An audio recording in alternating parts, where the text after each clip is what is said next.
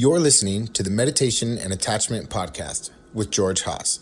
For more information, please visit our website at www.mettagroup.org. That's www.mettagroup.org. So welcome everybody. It is October 21st, 2021.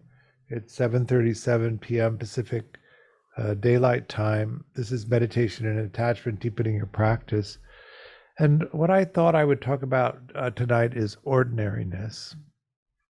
One of the things that I notice in a lot of the work that I do and a lot of the people that I work with, there's a kind of revulsion of ordinariness.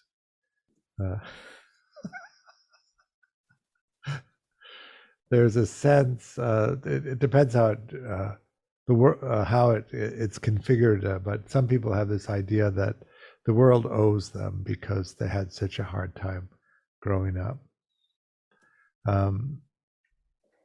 or that the ordinariness of moments is not something that they want.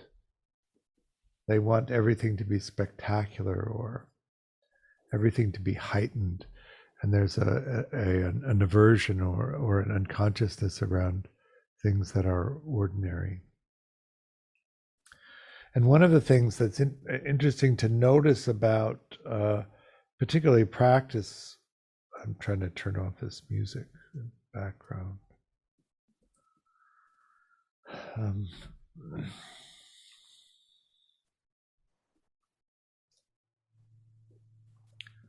Is that with practice, what we're always trying to do is to turn toward the sense of the ordinary and to value it in the same way that we value everything else.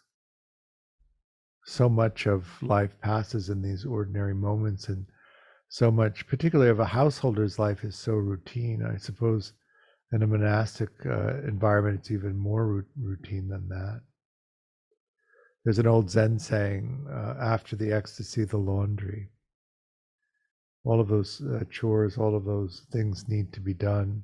And in fact, the more consistent you are in doing them, the more stable life tends to get, which leads to actually more energy, more time and energy for practice and for the freedom to explore practice deeply.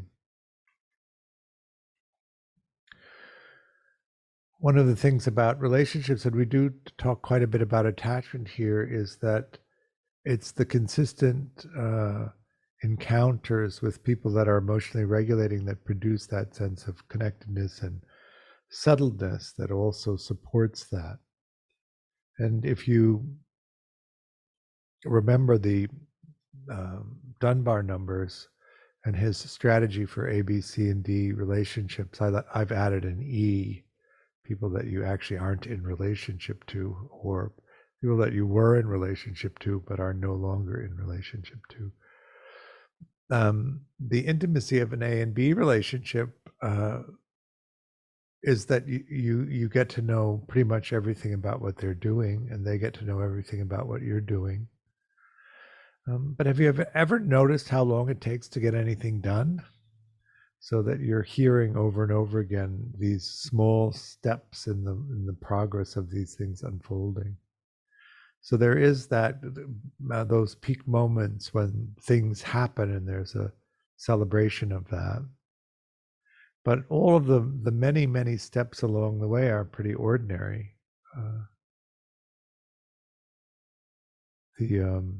And the tenacity that it often takes to get anything to happen.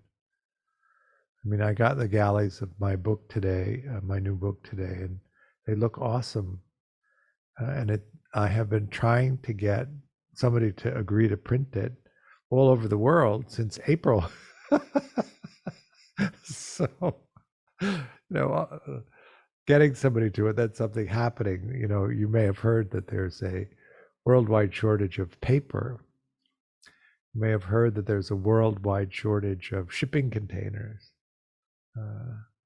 that the whole production line, the whole system is strained and broken and slow, and how these things affect all of these processes,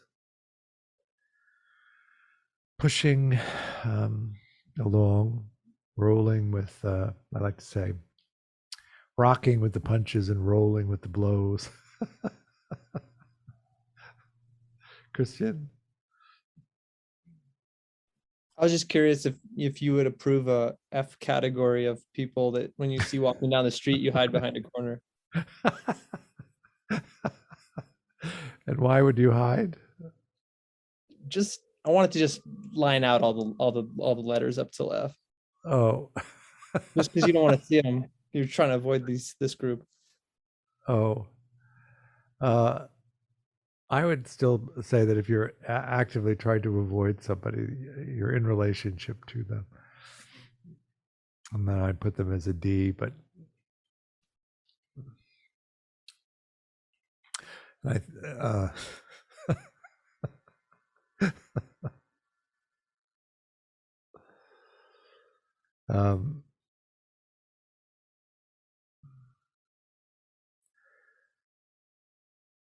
how is that? How do you do with routine, I guess, is a good question. Are you able to show up and to engage and to be present for it and actually enthusiastic about the task that you need to do? Or does it become a chore and something that you're reluctant to do or you don't enjoy? And what about that process is actually changeable even if the task is the same? How would you be able to enter into each task that you have to do with this idea of really engaging into doing it and deriving a sense of pleasure or some positivity out of it? And what would that require you to do in order for that to happen? One of the things that I notice about myself is that I like to do things well. And almost any task that I take on, if I have a sense that I've done it well, there's a level of satisfaction in it. It doesn't really matter what the task is, so that you can orient yourself toward pretty much everything that you do. I have a very routine life, and I tend to do well, I think, with routine. I get up at 7 in the morning, and then I'm sitting in my chair ready to meditate at 7:20, 5 mornings a week. And then I used to get up at 8 a.m. before I got a dog. Now I still get up at 7 a.m. because the dog apparently is less flexible than I am in terms of the time that they need to be running outside and sniffing everything. And then doing the dishes and making food and sitting at the desk. Each of these things requires attention. One of the things that Dan talks about, Dan Brown talks about when I first met him was when I said to him, what's the goal for your practice? He said, rainbow body. And I had no idea what rainbow body is. It's mostly a Theravada practitioner, and nobody ever mentioned rainbow body. And so I went and looked it up. And rainbow body is this thing that happens to monks after about 13 years of never having a negative thought. Their physical body dissolves into light, and they just emanate out into the universe. One of the things about Buddhism and these different ways in which Buddhism is taught, and the traditional Asian version of it versus this sort of dry Western logical version of it, is that the idea that if you could restrain your thoughts to only positive thoughts for a period of at least 13 years, that you would dissolve into light seems fairly fantastic from a Western point of view, and in fact, quite impossible. But if you Google rainbow body, what you'll see are pictures of monks who's dissolved into light and what's left after they go. I thought that was fascinating. When I was in Myanmar, the Sayadaw told a story about the power of the uplifting force of metta. If you look at the traditional teachings on jhana, one of the descriptions of jhana is this uplifting energy that's transportive. And the Sayadaw told a story of an old woman who was very slow in getting ready to go for a celebration at the Shwedagon Pagoda, which is the big pagoda in downtown Yangon. And so her family members got irritated with her because she was taking too long. And so they told her that she couldn't go, and they all got in a cab to cross Yangon to go to the Shwedagon Pagoda. And rather than get angry, she sat down and began to practice metta. And the uplifting force of piti transported her across Yangon.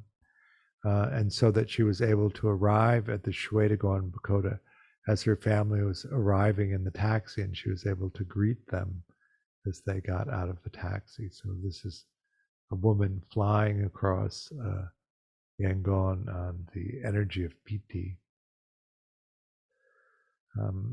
I normally am the sort of the fly in the ointment, but there was a German man who was sitting in front of me, and he raised his hand and he said to the Sayadaw, would you mind demonstrating that for us now?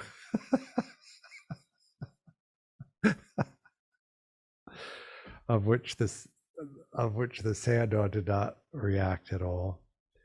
But I did quiz him later about it. And he said to me, you have one of these sharp Western minds, so you can't see what's right in front of you, which I thought was an interesting expression of conditioning. I have a friend, Molly Favor, who has a sense of those kinds of experiences, which I really don't ever have.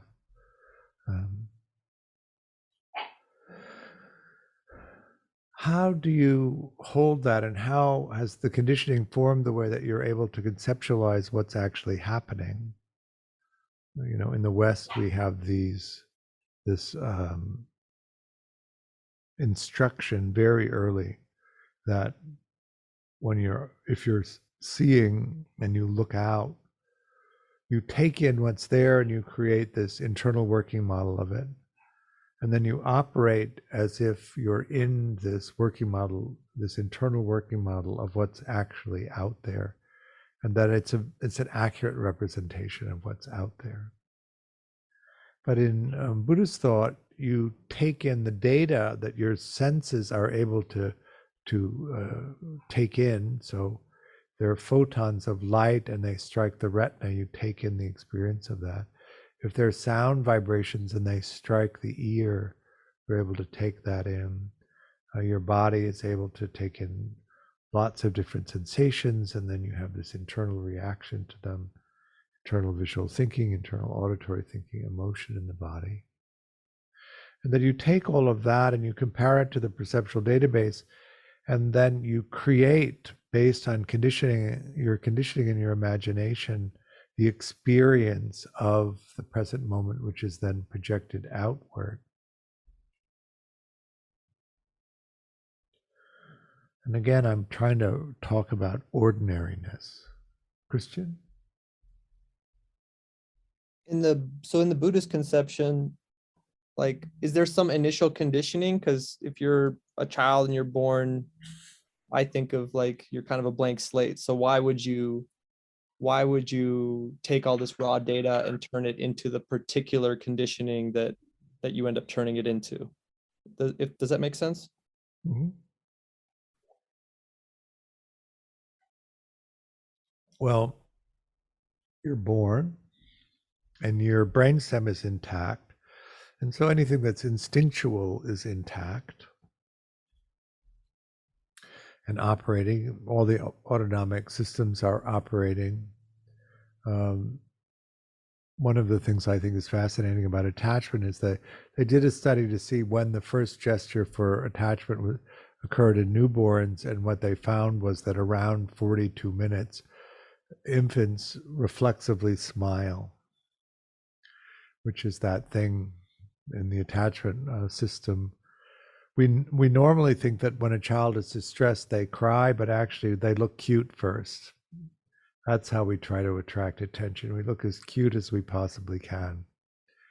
And if somebody comes when you look really cute, and they mirror that back to you, remember that we see ourselves in relationship to other people. In Buddhism, we call, from the Satipatthana Sutta, mindfulness of inside, mindfulness of outside, and mindfulness of inside and outside. The world in Buddhism is other people. And when you express yourself, you understand the way that you're appearing because it's reflected back to you in the responses of other people. If you're an infant and you look really cute, you don't even know you're looking cute. You're just instinctively trying cuteness as a way to go.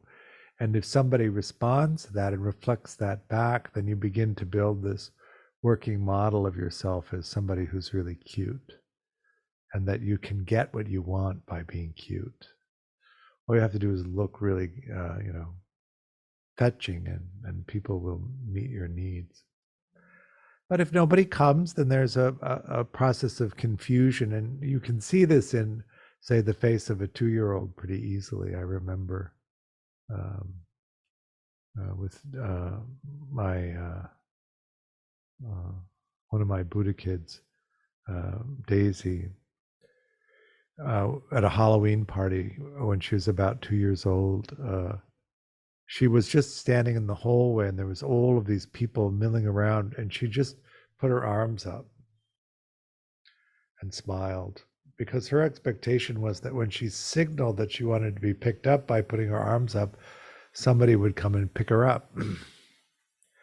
But this was a big party, and her parents didn't see her, and so the next expression was this look of confusion and sort of this pumping of the arms. And then when nobody came, there was a kind of whimper. And then there was an intermittent cry, and then her mother was there picking her up, because if you're really tuned into your kid, you hear them in all of that noise. Partly because if they get all the way to tantrum mode, it's going to take a half an hour to calm them down. And you really want to get there before that happens so that it doesn't take that much energy to do it.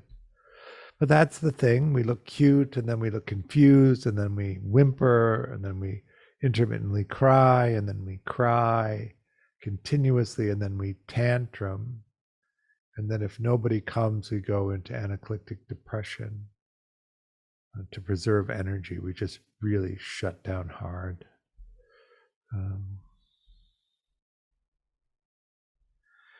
But all of this happens in response to the world, to the way that people respond to us. So we're born, we're completely helpless, we don't know anything.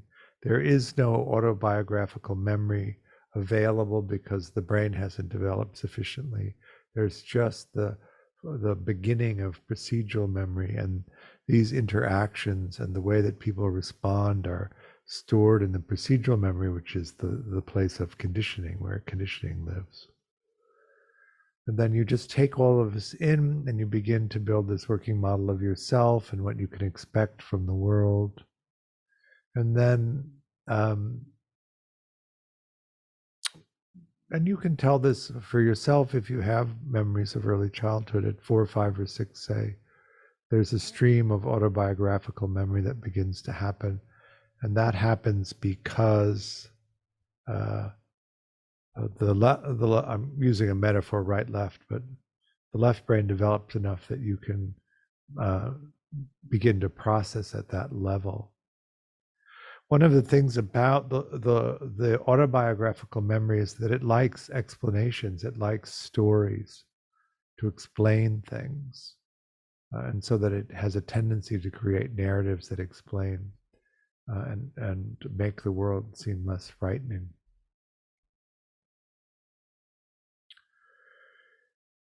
When you were a kid and you were old enough to remember what happened and you were asked to engage in ordinary tasks, what was the working model of ordinary tasks that you developed?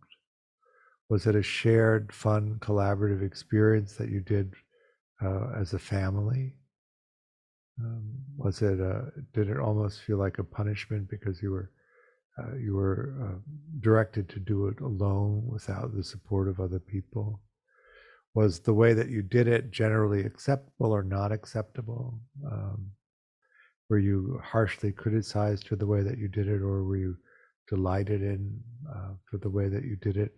Each step along the way, were you supported and encouraged and helped to become good at ordinary things, or was it more of a painful experience? I think these are the things that really begin to inform how we can be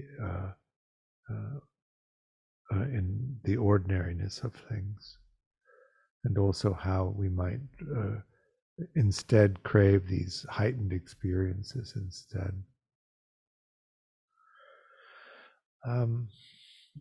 What was the consistency like? Children like sort of limits and consistency, but at the same time, the freedom to move around in the limits in the way that they want to. They have a narrow bandwidth for things. And so what's helpful to them is that you keep their experience within the narrow range that they can tolerate. We sometimes call that the window of tolerance emotionally. And that anything that exceeds that range, you have the experience of being supported externally by your caregivers, and that they take over handling the things that you can't do. But at the same time, as your capacities increase and your abilities increase, they keep expanding the limits, so that you're always being challenged to learn new things and to develop new skills. This is the process of teaching a child to explore.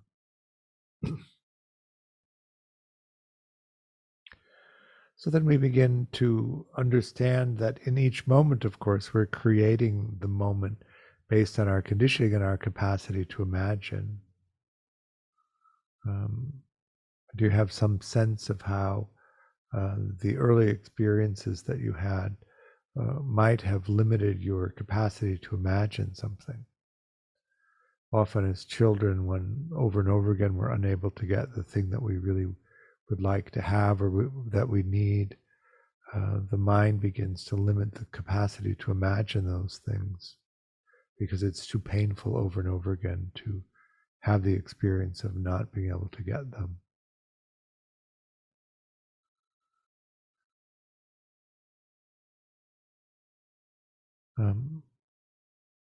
Do you have the sense that there's a particular kind of enjoyment that comes from being able to do something well? Or do you have a sense that there's a capacity to enjoy attempting to do something, whether you do it well or not? For myself, I'm dyspraxic, and what that means is that my hand-eye coordination is pretty poor. So anything that requires a lot of dexterity and a lot of hand-eye coordination, I don't do very well. So catching the ball or even, say, doing the dishes is hard because I break a lot of them in the process of doing the dishes. I mean, I have a dishwasher because it was cheaper to get a dishwasher than all new dishes over and over again. So part of that is also understanding the nature of who you are and what your capacities are. But still, so much of the things that need to happen are repetitive and ordinary. how do you come into a place of equanimity with them, and how do you come into a place of enjoyment of them, a sense of satisfaction? And so we need to find a way to be in relationship to this rather than each task itself needing to be spectacular. Christian. Would you think of secure people as being less conditioned than, say, other, like people with other attachment types? No, I would say I would consider them more flexible and less rigid. Maybe it's just different conditioning.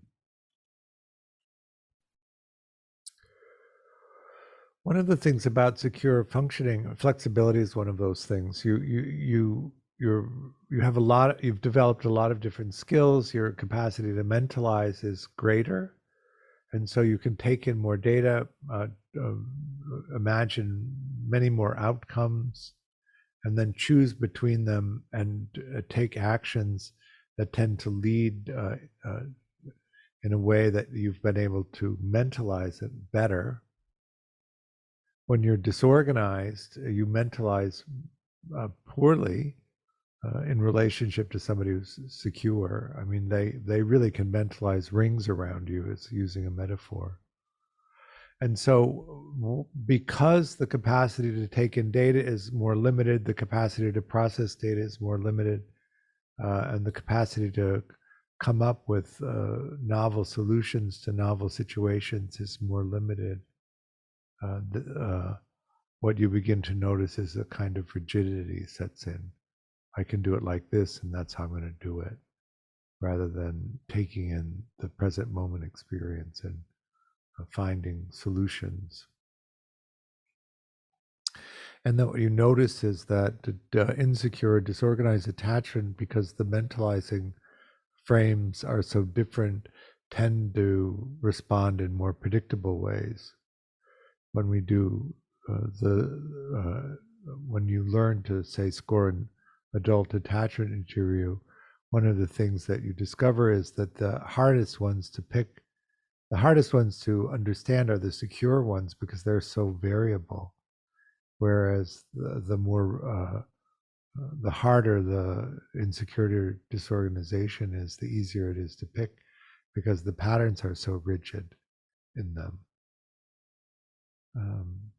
And that's really related to the capacity to mentalize. So mentalizing, if we use the Buddhist idea of mindfulness, of inside mindfulness, of outside mindfulness, of inside and outside, you're able to understand what your reaction in the present moment is.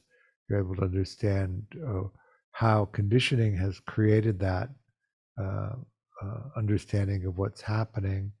You're free to express that in any way or not express it externally. You're able to track how your expression affects the person that you're expressing it to. You're able to understand how their conditioning affects their interpretation of it. You're able to track their response to it, and you're able to track your response to their response in real time as it's happening, and not fall into rigid patterns of a belief in a sense of self that needs to be defended. But in order to do that, you have to be able to be agile and move quickly through all of those experiences in order to respond in a reasonable amount of time, and not to be reactive. Is that making sense?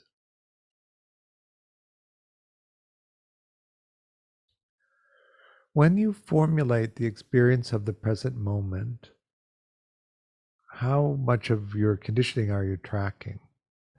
So each time I say a word, you're pulling out the meaning of the word.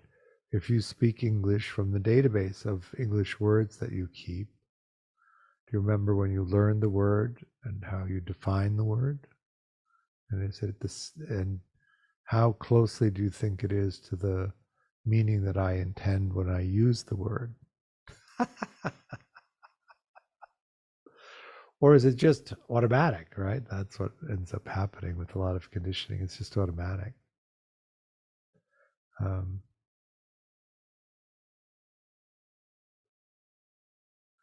So, for instance, I'm also dyslexic. One of the things about dyslexic people is that we're not phonetical.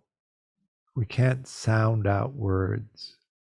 We have to memorize the word itself, the way that you say the word.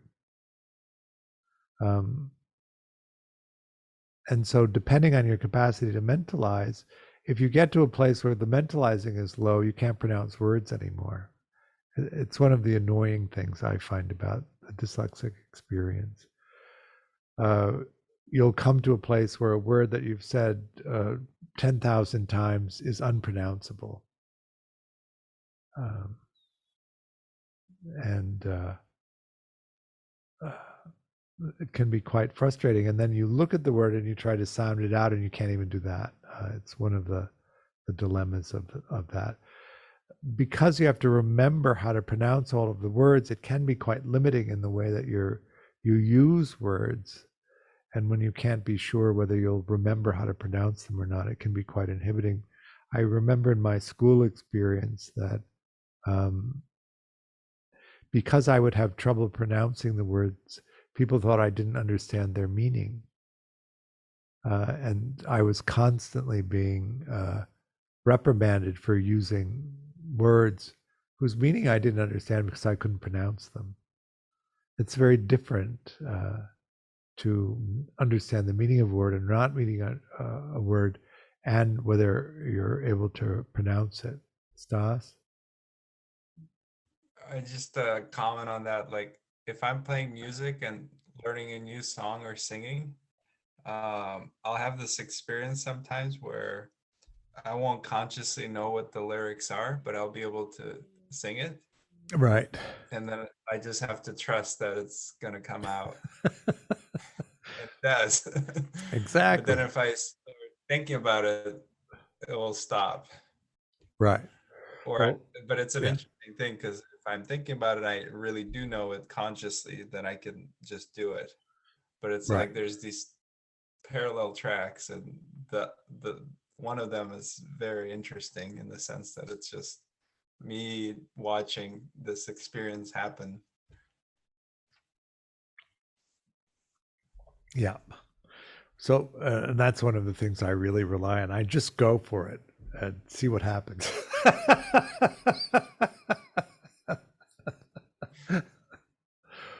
So it's not all a downside with this dyslexia either.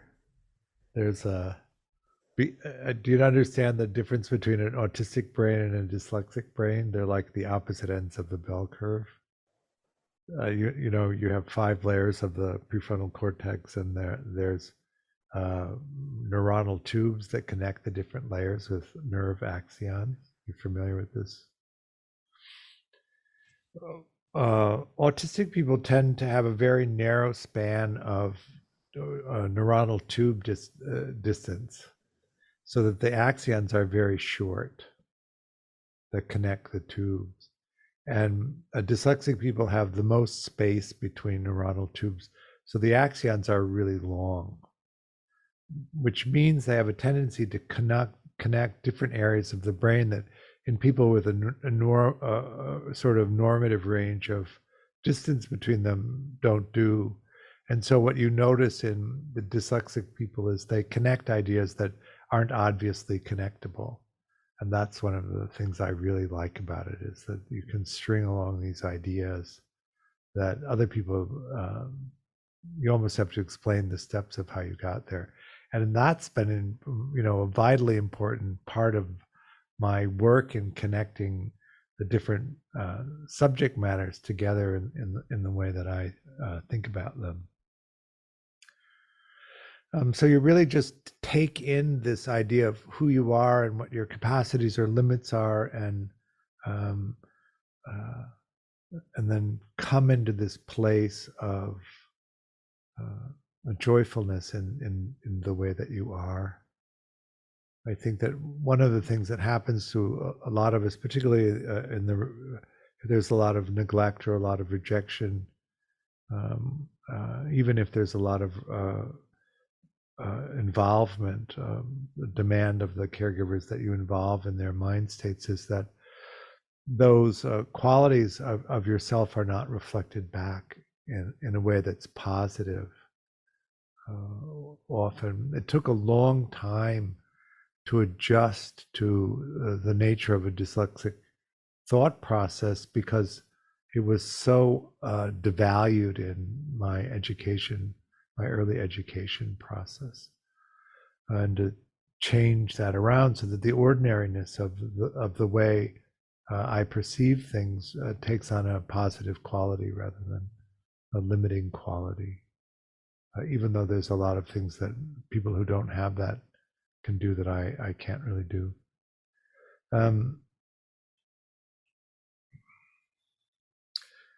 That reflection back from other people that's so vital when you're small and in helping you create this working model that as you get older, then you want to begin to intentionally pick people who are reflecting back to you this delight, this sense of enjoyment in the way that you are, so that the ordinary experiences of life also can begin to take on that sense, that quality of enjoyment and delight, rather than being a reflection of the earliest conditioning. In the household I grew up in, daily chores were punishments. So that if you did something wrong, you had to wax the furniture. If you did something wrong, you had to vacuum. This was not a good thing to do to somebody, because then when it's time to vacuum your apartment, you think, oh, I'm being punished for something. What did I do wrong? Hilariously. I'm never waxing the furniture, right? Because I don't know, maybe you don't wax your furniture.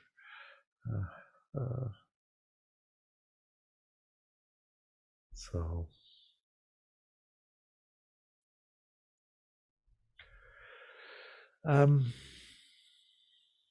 but so much of life is this quality of ordinariness. If you can begin to engage fully each moment and explore and find a way to be able to be in the experience of it and find a sense of enjoyment in some way about doing it, then you move from enjoyable activity to enjoyable activity to enjoyable activity, and the small ordinary things of householder life happen, and then that frees up all of that extra energy for exploration, something that does have meaning. Stas? Before I ask my question, I just want to put it out there that I'm on the edge of my seat if we're going to do meta practice or insight practice. Which would you rather do? Well, I mean, enjoyment of ordinariness, I could see it going either way. Right. That's not what I haven't done asked. meta practice in a while, personally. Okay. So I'd rather do that. Okay. And what were you going to ask? Or was that it? So with the no. So with the like what you're talking about, the kind of you're having your own experience, in terms of like feeling understood in that experience, or like, you know, you're saying like you have to explain what's going on for you for people to relate because they may not be familiar with that or may not be the dominant experience. I find that like the people I pick, it's mostly unconscious. Like I mean, obviously it's helpful when I can relate something, they understand it, but a lot of it's just like they just get it. And I feel like I get them. So I think that's great. And So, it's wonderful to pick that well, but it doesn't relieve you of the obligation to monitor whether or not they're responding to your presentation in a way that makes sense to you. so that if something happens and their response is different than what you thought that you had communicated, you're able to immediately respond to that. That making sense? One of the Yeah, things like you're about, talking about the mentalizing. right, you want to be completely spontaneous and constantly monitoring, so that you can be totally free and spontaneous in your expression, but also monitoring what it's communicating and how the other person is responding, so that if it doesn't land the way that you thought it might, you can immediately inquire what happened, so that you are actively engaged in a communication. If you get too far into the spontaneous side, then you miss those misattunements, and then you begin to have an experience that's separate from what they're having, and you don't pick up on it, and that's often what leads to discord in relationships. It's not the expression necessarily that's the problem, but it's the misattunement in terms of what the expression was communicating, because they literally are making meaning out of it based on their database, not on your database. And so you constantly have to be engaged in this back and forth to make sure that what you're trying to communicate has been communicated, and then their reaction to it isn't, they can have any reaction to it, obviously, but that it is actually in line with what you were communicating, and not the problem of misattunement. With misattunement, we tend to respond by feeling unseen. That's different than the content of what was being communicated. Go ahead. A little bit ago, maybe 2 classes back, where it's like you can have, sorry, I lost my train of thought. See, what just happened on my end is that attunement, there's a lag, but it looks like you're talking, that we're in an engaged conversation. So I have the experience on my end that you've stopped talking, and so I start talking, and then you continue to talk, but that's because of the lag, which was actually quite long.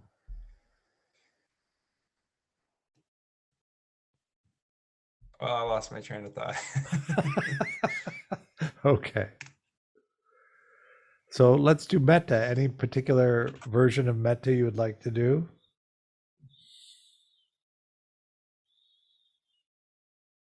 Sopping wet method.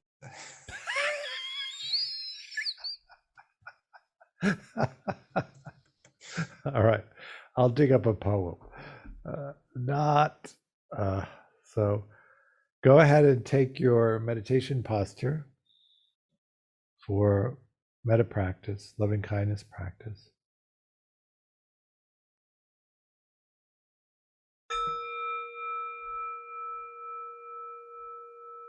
So any comments or questions on that practice?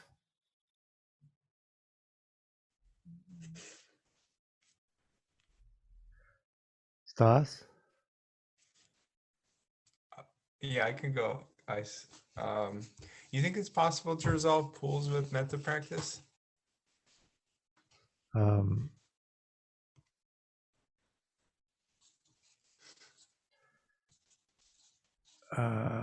I've not tried it, so it's hard for me to think of a way that you would do it. What were you thinking? Well, I mean, it certainly doesn't hurt. No, I use metta as a way of, when it gets to be too much of a grind, releasing the pool, to retreat from it. So it's a part of my intentional pool practice, but it's I don't necessarily tie it directly to the release.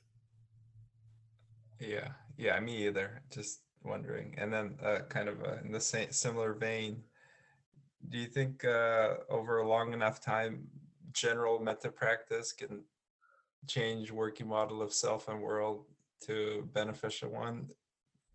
giving you attachment repair?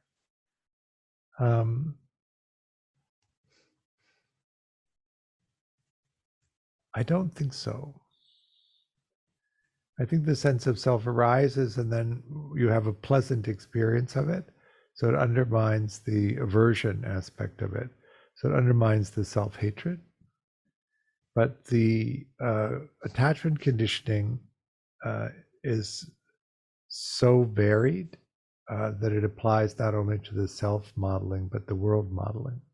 So how, if you didn't then metta for the world or metta for all of the people that you encountered, would that prevent you from people that you're newly encountering from not being created out of the old database?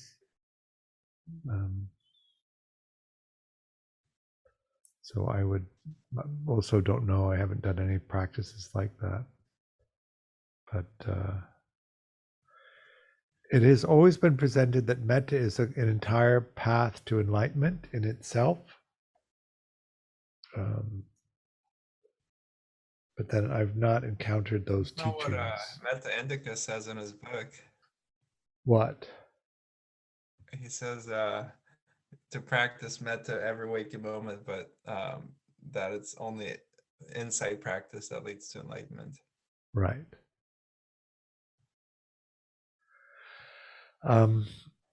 As we like to say, all roads lead to Dochin.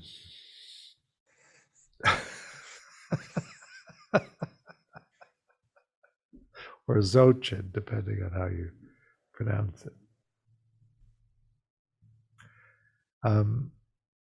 I would be interested in that. If there was somebody who was sitting in front of me who'd done it and could explain it to me in a way that I could understand it. So if you encounter someone, let me know. Of course. Christian? I had two questions. I was wondering if you associate the word curiosity with equanimity practice as well. I don't. I haven't until you even thought about it until you mentioned it.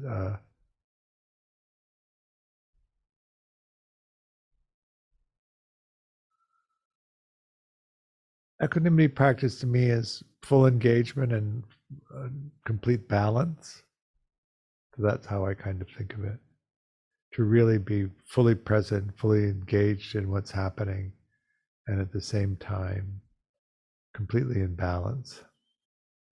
I guess I think of the curiosity as the full engagement part. Yep, could be. And then I was wondering if you think that metta can be used in sort of an unwholesome way, like to avoid going into emotions, or in a way that, in a sort of avoidant way. In a bypassing way. I guess so. I'm not. I know that word has a lot of connotations in sort of the meditation world, but I think that's kind of what I'm getting at. I do think that it's often used that way.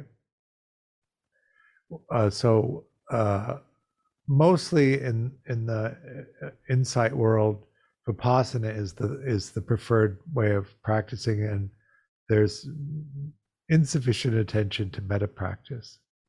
But then some people use metta practice exclusively and abandon the vipassana practice, and they're able to get into blissful states. Shinzen used to call it the most pernicious trap in practice, which is you get into the second or third jhana in with metta, and then you don't do anything else. So the insight into the nature of self and world never advances. Whereas in the metta vipassana model, you're using metta as a refuge from the vipassana side overheating, but there's never an intention not to return to the vipassana side as soon as you're able. So you're positing it as sort of the vipassana is sort of the baseline practice, and the metta is to help you with the vipassana, or like could you kind of reverse those two? I think it's better not to have a preference over which side you're in, but to just use the technique that's the most skillful in the moment. So often you'll be in metta, and then an insight will arise and you'll flip into the vipassana side to explore it. Then when you're finished, flip back into the metta side. Many of the things that are necessary to see along the way to enlightenment come up in metta practice, but they're not explored in metta practice, they're explored in vipassana. So in the integrated metta vipassana, you're just sliding back and forth as the practice presents itself. And there really is no preference at all to what's happening. And I think that one of the advantages of that is that the practice never really overheats, so you never have to back out of it. You can just stay in it. One of the biggest problems with doing just a straight vipassana practice for most people is that if they get into trouble in the vipassana practice and they don't have an alternative to it, they stop meditating. And then the momentum forward is lost. Whereas in metta vipassana, that doesn't tend to happen because you're just moving back and forth as you need to. Good enough? Yeah, I have others, but I can leave it for another day. What others? I guess I'm curious, in the way that I practice, I tend to use the very structured meditations that you provide, and they're very specific, sort of on one topic or on a couple different, sometimes it gets more complicated. Is the idea with more advanced practice that you sort of freestyle your meditation, where you're not, where you kind of let it lead you in a sense, or you kind of like really shifting rapidly between things, or does it still make sense to have very specific goals for a particular sit?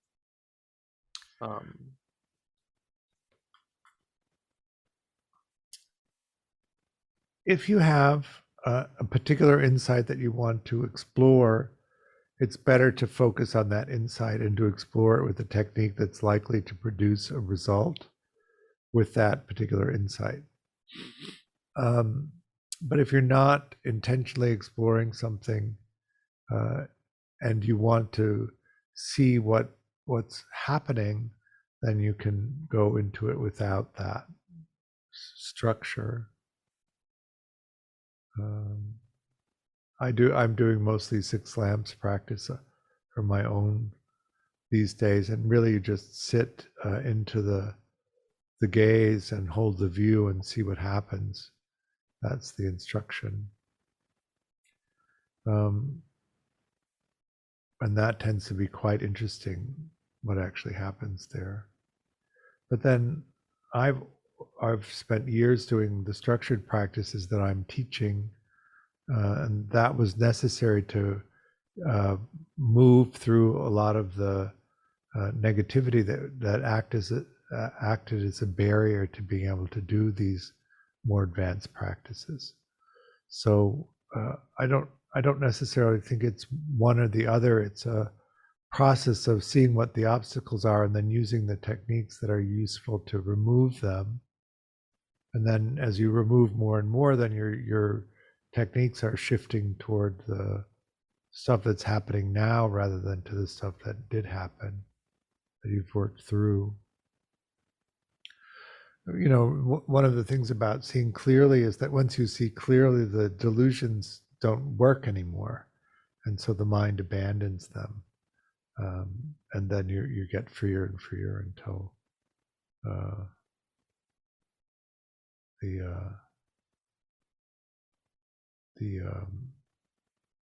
you're looking for these subtler and subtler levels of experience. So really the understanding is that you're likely to have the insights that arise based on what technique you're doing. And so, you do it, if you're exploring in a structured way using a map, then you're just moving through the techniques that are associated with the stages of the map to produce those results. But if you're really just wanting to explore your general conditioning, then you do a more general technique that tends to produce the experience of your conditioning. And then once you understand what that is, you can apply more focused techniques to move through it. Is that making sense? Mm-hmm. But now we are out of time. So thank you all for coming. I really appreciate it. We have 2 spots left in the retreat, one for a man and one for a woman. I will let you define that in any way that you want. So if you want to sign up for that, or you're on the fence about it, sooner than later would be better, because it's likely to fill up soon. We have on Saturday the 2nd of the 3-day level 1 series happening from 9 to 4. If you want to sign up for that, if you haven't already, that's also on the website. We are starting a level 2 in January. Take a look at that if you're interested in that. I'm going to do an addiction retreat in January as well, so a Saturday and a Sunday. What else are we doing? We'll do another level 1 series and also a meditation and attachment for relationships in this winter. And then I think we're going to do a summer retreat. I'm going to go to Egypt for the last 2 weeks of November, so this class will not meet those dates. I can tell you which they are, just so you're aware of it. So Monday, this is Thursday. Thursday the 18th and Thursday the 25th, I'll be away, and then I'll be back on the 2nd. It'll be posted and you'll get reminders of that. I offer the teaching on a dana basis, which means I give the teaching freely, but I do hope that you'll make a donation. There's a link on the website to do that. Any amount is helpful. It helps support me and also the work that Mettagroup is doing. Thank you for coming, and I hope to see you soon somewhere along the path. Bye now. Thanks, George.